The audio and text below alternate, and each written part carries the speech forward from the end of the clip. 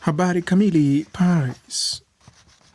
Rais wa zamani wa Ufaransa Nicolas Sarkozy amekuwa rais wa kwanza wa zamani wa taifa la Umoja wa Ulaya kufungwa jela baada ya kuanza leo kutumikia kifungo chake. Waandishi wa shirika la habari la Ufaransa AFP wamemwona Sarkozy mwenye umri wa miaka 70 akiondoka nyumbani kwake asubuhi ya leo, na baada ya muda mfupi akaingia katika gereza la Sante lililoko mjini Paris akisindikizwa na maafisa wa polisi. Sarkozy atatumikia kifungo cha miaka 5 jela. Mawakili wake wamesema wamewasilisha ombi la kutaka kuachiwa kwake. Sarkozy aliongoza Ufaransa kutoka mwaka 2007 hadi 2012. Mwezi uliopita alipatikana na hatia kutafuta ufadhili wa kampeni kutoka kwa kiongozi wa zamani wa Libya Muammar Gaddafi katika uchaguzi ambao alishinda. Wafuasi wake kadhaa walikuwa nje ya makazi yake mapema leo, huku baadhi yao wakiwa wamebeba mabango yenye picha zake. Sarkozy sasa ndiye kiongozi wa kwanza wa Ufaransa kufungwa jela tangu Rais Philippe Pétain ambaye alishirikiana na utawala wa Kinazi. Pétain alifungwa jela baada ya vita vikuu vya pili vya dunia. Jerusalem. Kiongozi wa Qatar Sheikh Tamim bin Hamad Al Thani ambaye ni mpatanishi mkuu katika mzozo wa Gaza leo ameituhumu Israel kwa kukiuka makubaliano ya kusitisha mapigano yaliyodumu kwa siku 11 baada ya msururu wa mashambulizi dhidi ya Hamas. ونؤكد هنا إدانتنا لجميع الانتهاكات والممارسات الإسرائيلية في فلسطين ولا سيما تحويل قطاع غزة. Tunasisitiza ukosoaji wetu wa ukiukaji wa Israel huko Palestina, hasa uharibifu uliofanywa katika ukanda wa Gaza, eneo ambalo si salama kwa maisha ya binadamu, na ukiukaji unaoendelea wa usitishwaji wa mapigano. أيضا على أن قطاع غزة جزءا لا يتجزأ من الأراضي الفلسطينية من الدولة الفلسطينية الموحدة. Tamko hili la Emir wa Qatar linatolewa wakati ambapo makamu wa rais wa Marekani JD Vance anatarajiwa kuwasili Israel leo kuzungumzia usitishwaji huo wa mapigano ambao umekuwa na mashaka katika siku chache zilizopita. Wakati huo huo, Israel imesema imeutambua mwili wa mateka aliyerejeshwa na wanamgambo wa Hamas jana Jumatatu.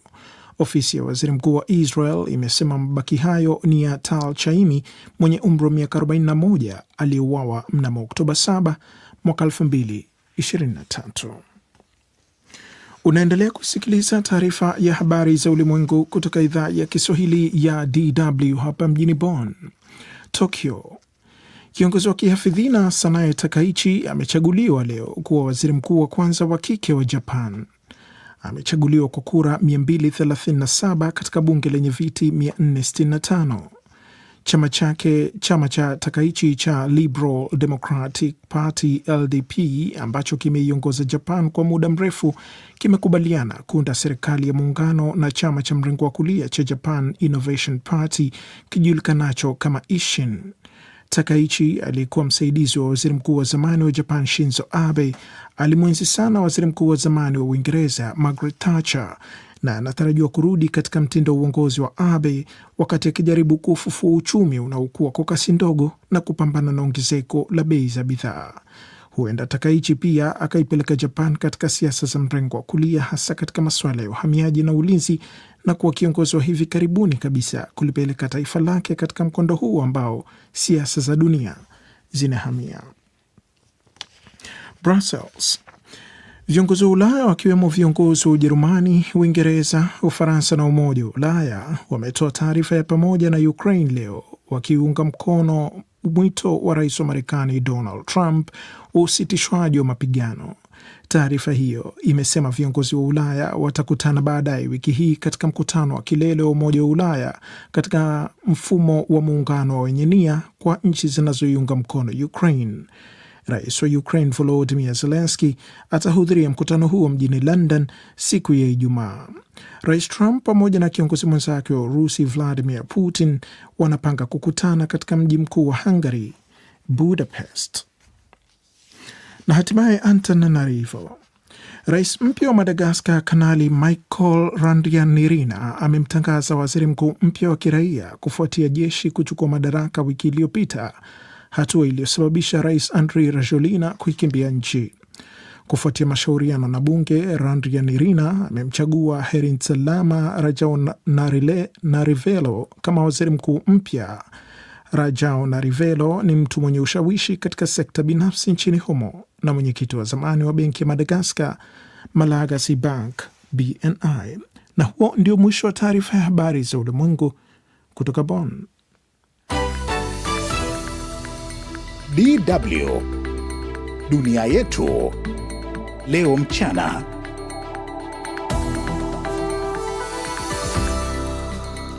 Aliyekuwa rais wa Ufaransa Nicolas Sarkozy aanza kutumikia kifungo gerezani.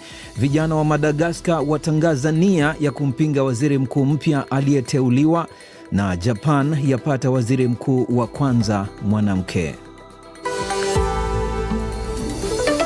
Taarifa ya habari za ulimwengu imesomwa kwako na Jacob Safari, na mimi ni Josephat Charo, na kukaribisha moja kwa moja katika safu hii ya uchambuzi wa ripoti zetu mchana huu wa leo. Na tuanze moja kwa moja huko nchini Ufaransa.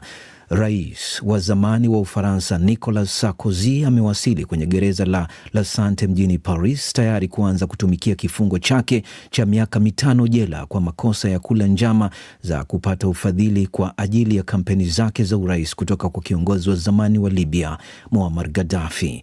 Ni hukumu inayochukuliwa kama anguko kubwa kwa kiongozi huyo aliyeiongoza Ufaransa kati ya mwaka 2007 hadi 2012. Lilian Mtono anaarifu zaidi.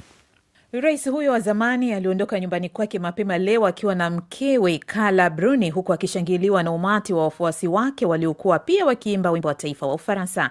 Sarkozy aliyehukumiwa kifungo hicho mwezi uliopita atakuwa rais wa kwanza wa zamani wa Ufaransa kuhukumiwa kifungo tangu Rais Marshal Philippe aliyehukumiwa kifungo baada ya vita vya pili vya dunia kutokana na kushirikiana na wanajeshi wa Kinazi.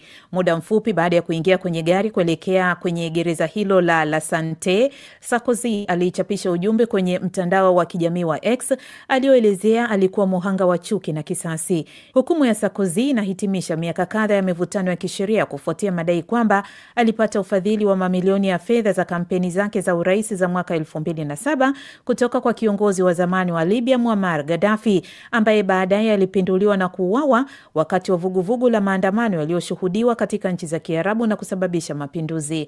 Hata hivyo, Sarkozy amekana madai hayo na ameita kesi hiyo kuwa iliyochochewa kisiasa, huku wakili wake Christophe Ingra akiwaambia waandishi wa habari kwamba wamewasilisha ombi la kuachiliwa kwa mteja wake muda mfupi baada ya kufika gerezani. Baadhi ya wafuasi wake waliokusanyika kwenye makazi yake yaliyoko kwenye mtaa wa kitajiri mjini Paris mapema leo walionyesha kutoridhishwa kabisa na madhila dhidi yake baada ya mwanae wa kiume Louis mapema Jumanne hii kuwaomba kuonyesha kumuunga mkono baba yake.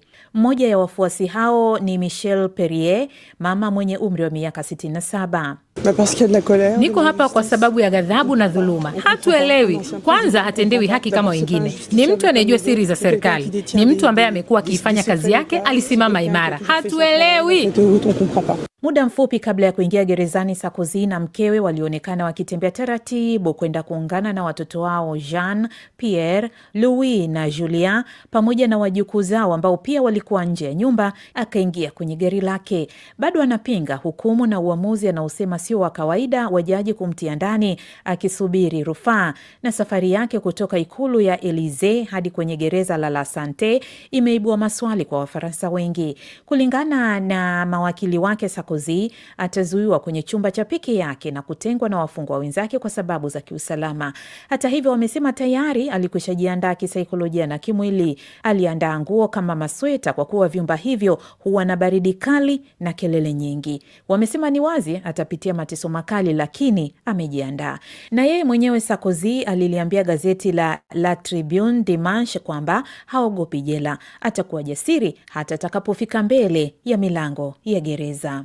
Ripoti yake Lilian Mtono. Hivi punde tutakuletea taarifa kuhusu yale ambayo yanaendelea huko Madagascar, lakini kwanza tuelekee Mashariki ya Kati. Rais wa Marekani Donald Trump amelionya kundi la Hamas kwamba litaangamizwa ikiwa litavunja makubaliano ya kusitisha vita katika ukanda wa Gaza. Trump hata hivyo amesema atawapa Hamas nafasi ya kutekeleza mkataba huo wa kusitisha mapigano.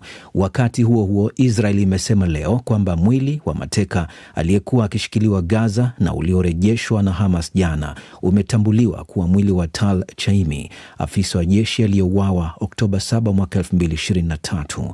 Zaidi kuhusu yanayojiri eneo la Mashariki ya Kati anaeleza Babu Abdallah.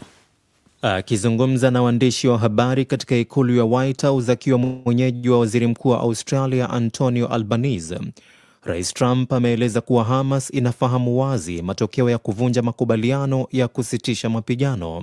Trump ameionya Hamas kwamba iwapo watakwenda kinyume na makubaliano hayo, hawatakuwa na budi ila kuliangamiza kundi hilo. Tulikuwa na wingu jeusi huko Mashariki ya Kati na sasa kuna hali tete kidogo na Hamas, japo hali hiyo itashughulikiwa haraka sana, na ikiwa Hamas hawataiweka sawa, basi watakuwa wanakiuka makubaliano hayo. Makamu wa rais wa Marekani J.D. Vance ameelekea Israel mara tu baada ya kauli hiyo ya Trump, akiungana na wajumbe wawili wa ngazi ya juu wa Marekani baada ya kushuhudiwa vurugu mwishoni mwa wiki zilizotishia kuvunjika kwa mkataba huo wa kusitisha mapigano. Trump alikuwa na mchango mkubwa katika kufanikisha mkataba huo yapata wiki mbili zilizopita, ingawa kumekuwa na dalili za mara kwa mara za kuvunjika kwa mkataba wenyewe, huku Israel ikilaumu Hamas kwa kuchelewa kuikabidhi miili ya mateka waliokufa na kwa kuendeleza mashambulizi. Mpatanishi mkuu wa Hamas Khalil Al-Haya ameliambia shirika la habari la Misri la Al-Kahera News kwamba kundi hilo limejitolea kuheshimu makubaliano ya kusitisha mapigano. Amesema, na kama ninavyomnukuu, tunapata changamoto kubwa katika kuitoa miili, lakini tunafanya kila tuwezalo kuitafuta miili hiyo, mwisho wa kumnukuu. Trump pia amewaonya wanamgambo hao wa Kipalestina dhidi ya kuwanyonga hadharani wapinzani na washirika wanaojaribu kuwakosoa katika wakati ambapo kundi hilo linajaribu kurejesha tena udhibiti wake kwenye ukanda wa Gaza ulioharibiwa kwa vita. Wakati hayo yanaendelea, ofisi ya waziri mkuu wa Israel Benjamin Netanyahu imetoa taarifa kuthibitisha kutambuliwa kwa mwili wa mateka aliyerejeshwa jana na Hamas kuwa ni wa Sajenti Meja Tal Chaimi, afisa wa jeshi aliyeuawa Oktoba 7 mwaka 2023. Jukwaa la familia za mateka, ambalo ni shirika kuu linalotetea kurejeshwa kwa mateka kutoka Gaza, limesema kwamba Chaimi alionyesha ujasiri wa kipekee kwa kupigana kwa saa kadhaa wakati kulipotokea shambulio la Hamas. DW tunavuma kwa kishindo. Ni saa 7 na dakika 13 Afrika Mashariki. Tuelekee sasa huko Japan. Japan imeandika historia. Kwa mara ya kwanza taifa hilo limemchagua mwanamke kuwa waziri mkuu. Sanae Takaichi, mwanasiasa wa mrengo mkali wa kulia na mshirika wa muda mrefu wa waziri mkuu wa zamani hayati Shinzo Abe, anaingia madarakani katika kile wachambuzi wanachokitaja kuwa mwelekeo mpya wa kisiasa kuelekea mrengo wa kulia nchini Japan. Najat Omar na ripoti kwa kina. Kulingana na kifungu cha 18 aya ya pili ya kanuni za bunge la wawakilishi, Sanae Takaichi anateuliwa rasmi kuwa waziri mkuu wa Japan. Hiyo ni sauti ya spika wa bunge Fukushiro Nukanga, huku wabunge walipiga makofi wakati Sanae Takaichi mwenye umri wa miaka 64 alipothibitishwa rasmi kuwa waziri mkuu wa kwanza mwanamke wa nchi hiyo na wa 104 kwa ujumla. Anachukua nafasi kutoka kwa kiongozi aliyeondoka Shinguru Ishiba, ambaye alijiuzulu kufuatia matokeo duni ya chama chake katika uchaguzi wa hivi karibuni. Takaichi, ambaye ni kiongozi wa chama cha Liberal Democratic kinachotawala, alipata kura 237 kati ya viti 465 vya bunge la chini kabla ya kupata uungwaji mkono kama huo katika bunge la juu. Kupanda kwa Takaichi kunatokana na makubaliano ya dakika za mwisho ya kuunda muungano kati ya chama cha Liberal Democratic ambacho kinatawala siasa za Japan kwa miongo kadhaa na chama cha mrengo wa kulia cha Japan Innovation kinachojulikana kama Ishin. Kwa pamoja vyama hivi viwili havina viti vya kutosha bungeni, jambo linalomaanisha kuwa kiongozi huyu mpya atalazimika kushirikiana na upande wa upinzani ili kupitisha miswada muhimu. Takaichi, ambaye ni mwanafunzi wa kisiasa wa marehemu Shinzo Abe na shabiki mkuu aliyekuwa waziri mkuu wa Uingereza Margaret Thatcher, anatarajiwa kufufua sera ya Ebony Cost inayozingatia matumizi makubwa ya serikali na upatikanaji rahisi wa fedha ili kufufua uchumi wa Japani unaodorora. Mai Maimoto ni mwanamke anayefanya kazi ya mauzo mwenye umri wa miaka 29, anasema, nilipomwona kwenye televisheni nilihisi kwamba ni mtu mwenye nguvu na ushawishi mkubwa. Kulikuwa pia na utata kuhusu kauli yake ya kazi, lakini ilionyesha wazi jinsi alivyo na ari na motisha kubwa. Takaichi anakabiliwa na jukumu gumu la kufufua uchumi unaoelemewa na mfumuko wa bei na deni la taifa, huku akijaribu kurejesha imani ya wapiga kura baada ya miaka kadhaa ya kashfa za kisiasa.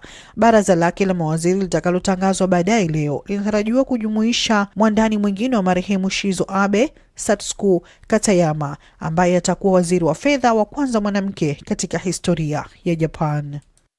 Na tukiondoka huko Japan, tuelekee sasa nchini Tanzania. Tanzania inajiandaa kufanya uchaguzi wake mkuu wa 7 tangu kurejeshwa kwa mfumo wa vyama vingi nchini humo mnamo mwaka 1992. Mwaka huu uchaguzi unafanyika bila uwepo wa chama kikuu cha upinzani Chadema ambacho kilitangaza kutoshiriki uchaguzi huo mpaka pale maboresho ya mfumo mzima wa uchaguzi yatakapofanyika, hususan kuandikwa kwa katiba mpya. Katika chaguzi 6 zilizopita, vyombo vya habari nchini humo vilitupiwa lawama na watafiti pamoja na wafuatiliaji wa siasa kuwa vimekuwa havitoi nafasi sawa kwa vyama vyote wakati wa kampeni. Swali ni je, mara hii vyombo vya habari vinatazamwa vipi? Hii hapa ripoti ya mwandishi wetu Doto Bulendu. Kwa sasa nchini Tanzania, habari kuu zinazogonga vichwa vya habari na kutawala kurasa za mbele za magazeti, mijadala katika mitandao ya kijamii, redio na televisheni ni mwenendo wa kampeni ambazo zinazidi kuchanja mbuga.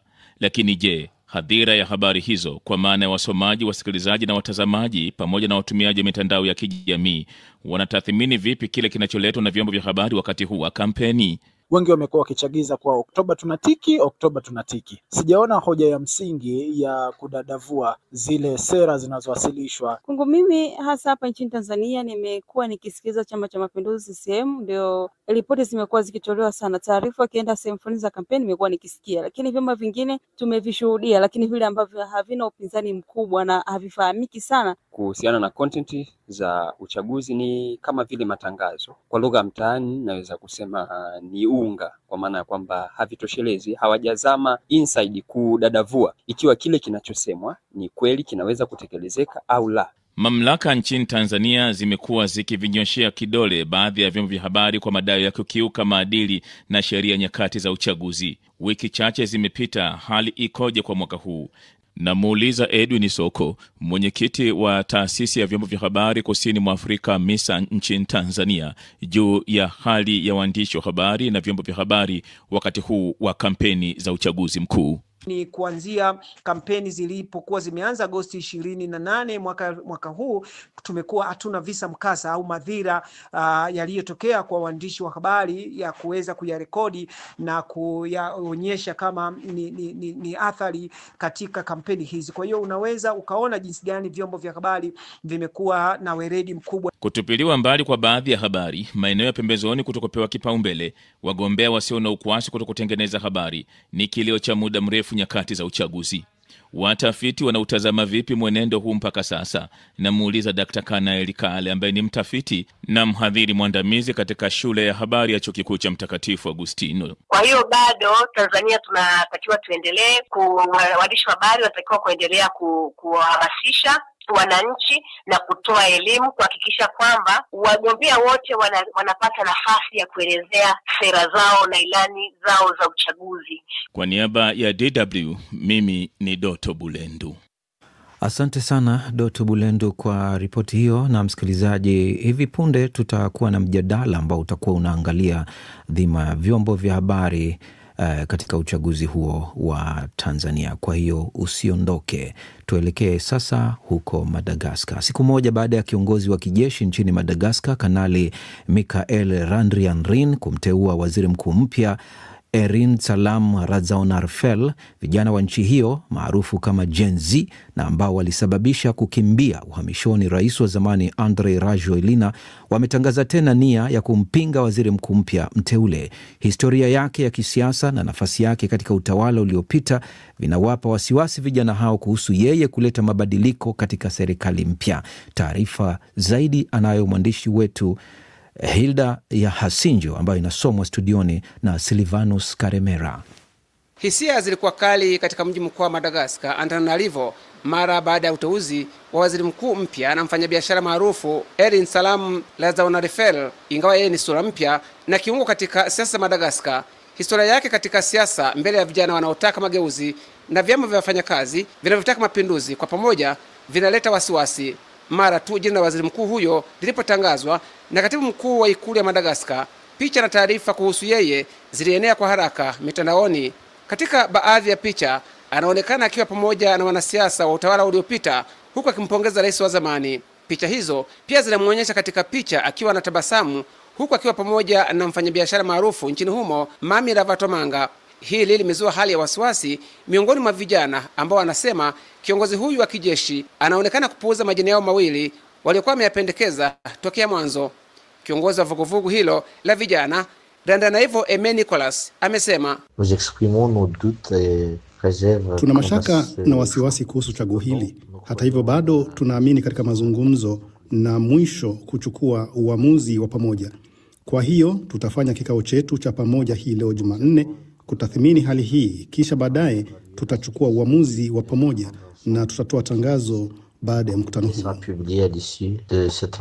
Kwa upande mwingine, vyama vya wafanyakazi ambavyo daima huwa katika hali ya malalamiko navyo vinaona ni kama juhudi zinazochukuliwa na utawala mpya ni kama nusu ya kile walichokitarajia. Hata hivyo, waziri mkuu mpya aliwahi kushika nyadhifa muhimu kama vile kuwa mkuu wa chama cha waajiri cha wenye viwanda vidogo vidogo kwa muda wa miaka 10 na baadaye akashikilia nafasi za juu katika shirika la bima za umma nchini Madagascar. Kwa upande mwingine, uzoefu huu wa waziri mkuu mpya ndio umemfanya mkuu wa shirikisho la vyama vya wafanyabiashara nchini humo Basson Rakotomang kutangaza kwamba ana matumaini kuwa sasa mabadiliko yanakwenda kutokea nchini Madagascar. Sisi waandamanaji, hasa vyama vya wafanyakazi vilivyoongoza harakati ambazo zilisababisha waziri mkuu mpya kuteuliwa katika nafasi hii, tunatarajia mageuzi makubwa ya mfumo wa ajira.